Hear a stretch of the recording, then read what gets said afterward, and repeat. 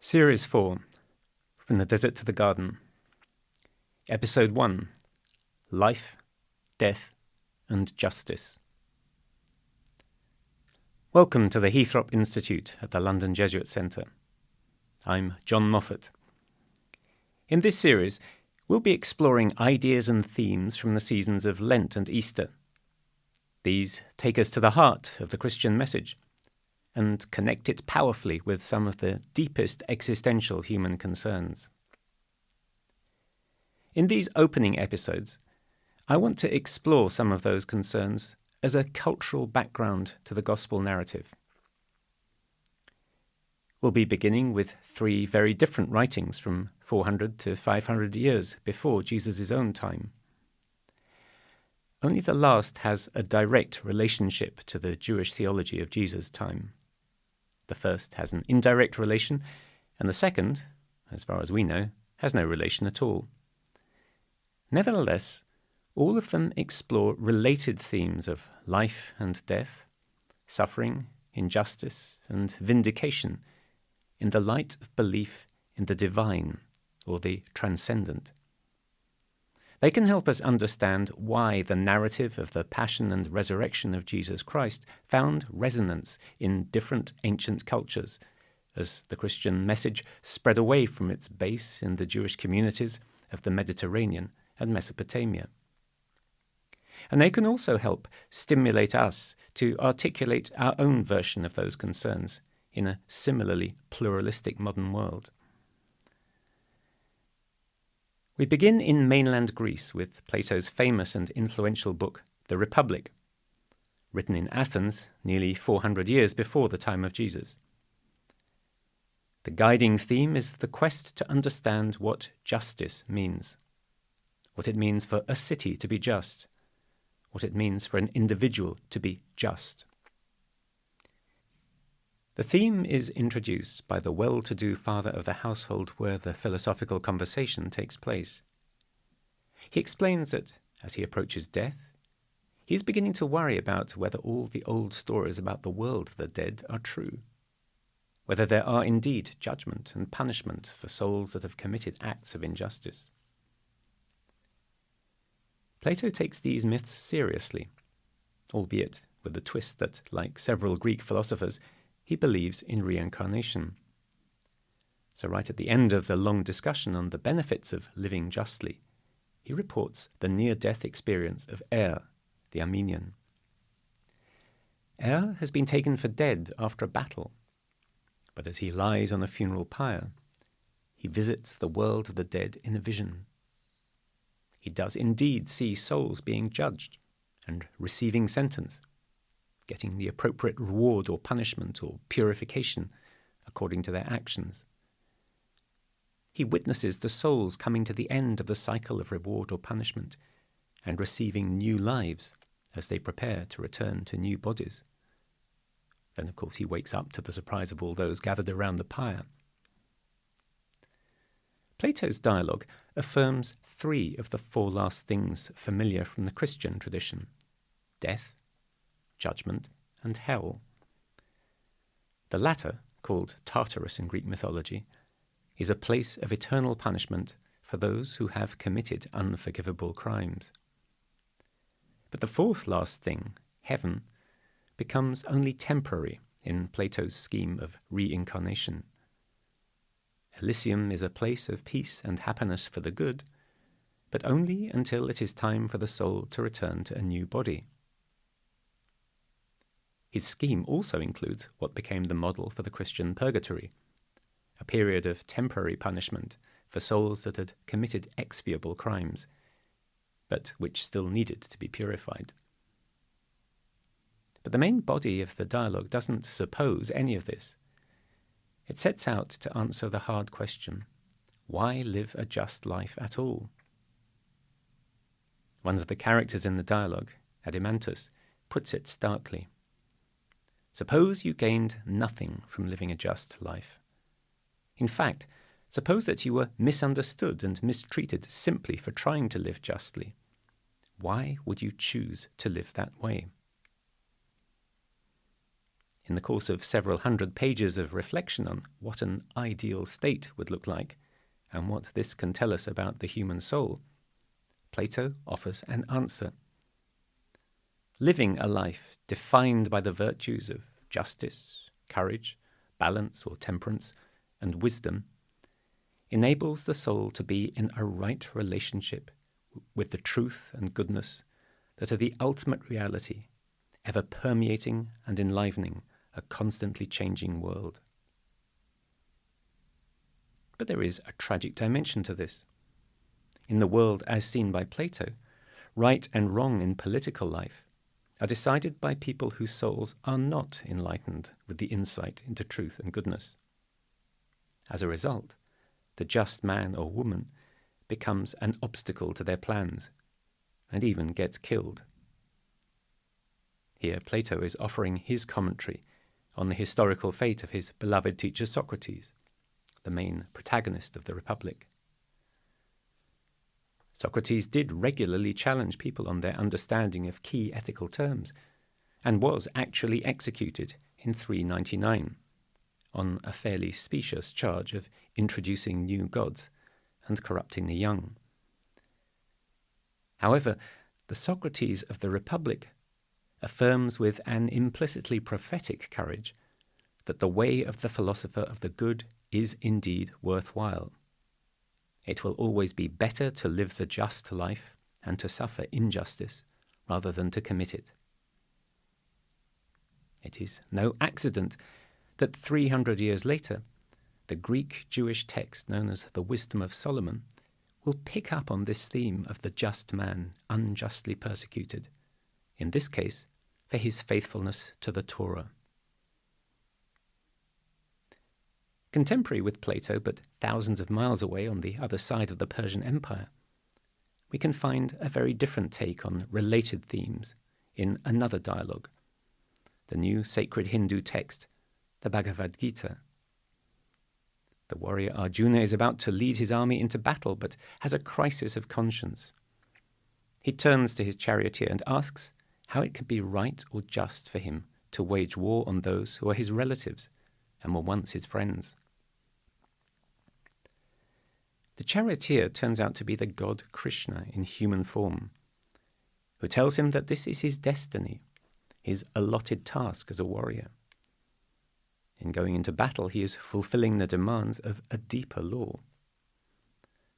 As the dialogue unfolds, Krishna crystallizes his message. Humans are condemned to a cycle of birth and rebirth by clinging to their deeds, the good and the bad.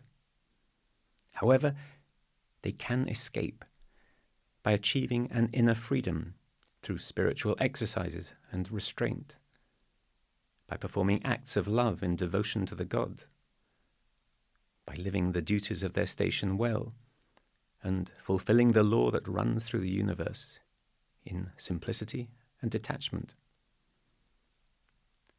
Towards the end of the dialogue, the message is made tangible in the revelation. The god reveals himself as the Lord of time and space. His is the power that makes all things real, the power that lies behind the flow of all things. A revelation that awakens awe and holy fear, but also reassurance and love. In the revelation, the message makes sense, and Arjuna finds peace. Similar themes of God, justice, the true self, and the meaning of life and death run through the whole of the Jewish scriptures, but they are most painfully and paradoxically explored in the book of Job. This text probably comes out of Mesopotamia under Persian rule, 500 years before the time of Jesus. It has models in ancient Mesopotamia and Egypt, and deliberately echoes texts found in the Psalms and the prophets. The story begins by presenting Job as a man who is pure, upright, and phenomenally wealthy. We see him dutifully performing sacrifices on behalf of his children, who are about to meet for a banquet, in case they have sinned and cursed God in their heart. With dramatic irony, the scene shifts to a meeting in heaven, where the Lord points Job out to Satan as an admirable, faithful servant. Satan replies that Job is only faithful because he enjoys the Lord's protection. Take that protection away and he will curse the Lord. The Lord takes up the challenge and gives Job into Satan's power, though Satan is not actually allowed to kill him. In one brutal paragraph, Job's children are all killed and his entire wealth destroyed. A chapter later, he himself ends up on a dung heap, covered in boils and hateful to his wife. He will lament his condition as the most miserable that a human life can get, cursing the day that he was born. However, his first reaction to disaster is to say, "The Lord gives, and the Lord takes away. Blessed be the name of the Lord." And the narrator makes the point that in all that happened, Job never cursed God. This is the setup for a long series of dialogues between Job and three friends who come to comfort him. As in the other two dialogues we've just looked at, the conversation challenges a simple theology of divine or cosmic justice, which doesn't seem to work in the real world. Job's three friends bring to the table a narrative familiar from the Psalms, the prophets, and from Deuteronomy. Indeed, their speeches often expressly echo those texts. The God who is creator of the universe demands obedience to the moral and ritual law. Those who obey will be rewarded in this life. Those who disobey, even if they seem to be flourishing for a moment, are ultimately doomed. The worldview is captured in the opening psalm. Happy is the man who follows not the counsel of the wicked. This is, of course, exactly what has not worked for Job. We, the readers, know that what Job is suffering is precisely a consequence of his virtue and faithfulness, a cosmic wager between the Lord and the accuser, Satan. Plato's question was, why should humans be just when it does not obviously pay? Job's is a deeper challenge to the cosmos. Why does the God who demands justice fail to treat virtuous humans justly? Job's first response to his misery are a harrowing cry of pain, a longing for death. Not incidentally death as resurrection and rebirth, but death as final oblivion in Sheol, the pit. We hear echoes of Jeremiah's lamentations and of the Psalms of abandonment in his words. This offers a scriptural counterpoint to the equally scripture-rooted assurances of his friends. His three friends, after an initial silence, try to persuade him first out of despair. Surely he will be vindicated in the end. Then, as Job insists on his innocence, they begin to argue that he must have committed some sin, perhaps a failure in cult, in social duties, or in personal attitude. Job stands his ground throughout, and gradually begins to direct his discourse to God as much as to the three friends. He wants to go to court with a God who appears to be avoiding him, there to argue his case. Trusting in his innocence, he is confident that he will be vindicated. His final speech dwells on his virtuous life as a leading citizen who has fulfilled his duties to widow and orphan and has not bowed his head to false gods. A zealous young man, Elihu, then breaks into the conversation and calls on Job to acknowledge his place before a God whose wisdom and power are beyond comprehension, and who simply demands obedience and total trust. Elihu's final description of God as the raiser of storms leads directly into a theophany, as God begins to speak to Job from a whirlwind. The God of the whirlwind shows no interest in Job's complaint at all. This God merely relativizes it before the great acts of creation, the mastery of the primal monsters, Behemoth and Leviathan. We hear echoes of God's speech in Isaiah, who has measured the span of the heavens. Job's response is not dissimilar to Arjuna's before the theophany in the Bhagavad Gita. silence, confusion, and a sort of consent. He seems to be able to accept the apparent injustice that has its place in the complex, ordered chaos of the universe under God. Now the narrator's voice re-emerges, in a move that oddly seems to affirm the theology of the friends, and which possibly implies the admission of some sort of responsibility on the part of God. Job receives back all he has lost twice over. His friends are rebuked, and Job lives on to die at a rich and ripe old age. Commentators are agreed that this is a fascinating text, but filled with twists and contradictions, whose explanations range from irony to editorial layering. The opening narrative offers the theologically disturbing idea that there is a subordinate divine agent in the celestial realm who does not work entirely according to the will of God. Somehow, this accusatory figure is permitted to act independently and inflict undeserved evil in the world. That paradoxical subordinate figure of Satan, or the slanderer, will re-emerge to take on a very prominent role in the theology of Daniel and the Gospels. That opening scene also presents us with a terrifyingly whimsical picture of a God who is so confident of his servant's loyalty that he will allow him to be tested by near unendurable suffering. Both challenging aspects of the framing narrative dissolve in the final restoration of Job's happiness. Nevertheless, that reassuringly Deuteronomic coda bookends those inconclusive dialogues which preserve the unresolved tensions between neat theological premises and the lived experience of cosmic injustice. Each of our three texts is unrelated, and yet they present questions and responses that have a surprising amount in common across a vast swathe of the ancient world. We find in each a related set of questions. Why be just? What does it mean to be just? How can God allow innocent suffering? How and where is justice vindicated as a cosmic reality? Part of the answer is not an answer at all. Rather, it involves a transformation of attitude in the person asking the question. When Plato's philosophers ascend in their mind to behold transcendent goodness, the source of all reality and value, they can see that justice is a value in its own right. They no longer need post-mortem sanctions to keep them on the right path. When Arjuna learns that he must not cling to the fruits of his actions, but yield them in love and simplicity, when he is overwhelmed by the vision of the Lord of all reality, he is able to accept his destiny.